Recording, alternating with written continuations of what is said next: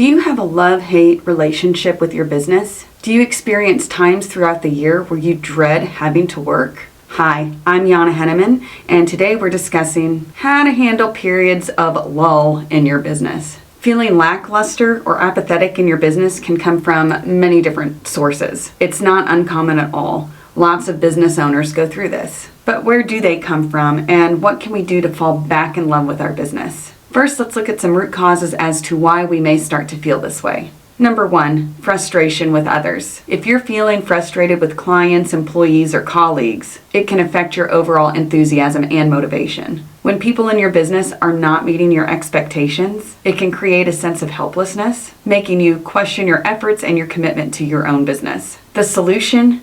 Communication. Does everyone know what's expected of them? Do they know the rules of the game? Are they clear with their roles? Are they in a position where their strengths shine? Or do they need to be freed up to go be successful somewhere else? Ask yourself these questions and see if one of these could be the culprit. Number 2, lack of progress.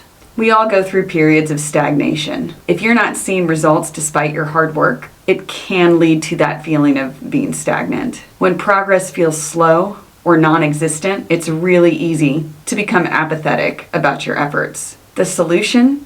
Take a look at your action items and see if you can adjust them. After all, results don't lie. If the definition of insanity is doing the same thing over and over again and expecting a different result, perhaps trying a different approach could be the thing that pops you out of that stagnation. Number 3, disconnection from purpose. This can result in lost passion. Do you still feel connected to the mission and the vision? Or perhaps sometimes, those day-to-day challenges, they can obscure the mission and the vision. Maybe you need to either reconnect with your mission and your vision or adjust your mission and your vision. Something that speaks not just to you, but to your clients, your company, colleagues, employees. You get the idea. Unmet expectations. If you set expectations or standards that are a little too high, and then you and your team aren't achieving them, this creates frustration and disappointment. It can be disheartening not to feel like you're living up to your own standards. And there's a few solutions for this one. 1, adjust your high standards. Maybe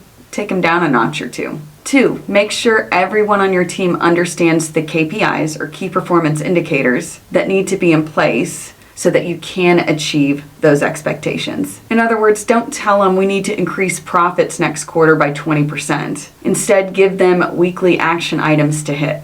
Hey, set 2 appointments a day. Break it down for them so that they understand what they need to do in order to reach your expectations. Number 5, emotional drain. If you're constantly dealing with conflicts or dealing with underperforming team members, this can become emotionally draining. It also creates continuous stress. This emotional drain can lead to lack of enthusiasm. The solution? Take a week off and make it a point not to do anything work-related. Leave someone else in charge for a while. Go for a walk, meet with your friends and your family, your support group, take a vacation.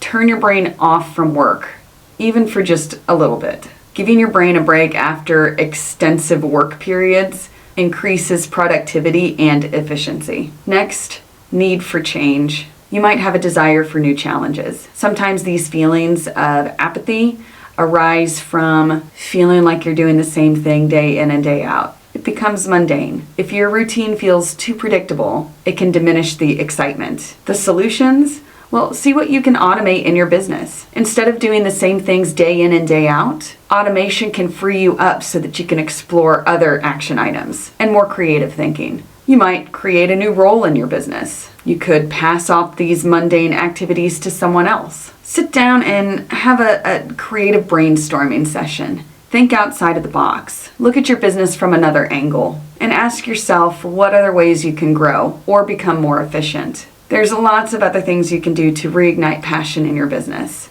You can set small goals, break down those larger goals into smaller, more digestible bits, and then celebrate those small victories so that you can build excitement and momentum. You can also communicate with your teammates about what's happening. Have open discussions with your colleagues and your employees to understand their challenges and so that they can understand your challenges. Work together to find solutions, and this will help foster collaboration and renew your energy, as well as theirs. Change your routine. Introduce new activities or strategies to break up the monotony. Sometimes a fresh approach rekindles excitement. You can also seek support. Reach out to your mentor or your peers. They can provide new perspectives and encouragement. Sometimes just talking about your frustrations can help. And I know this has been a topic that's been discussed at length, especially since COVID, but focus on that self-care. Make sure that you're taking care of yourself emotionally, mentally, and physically.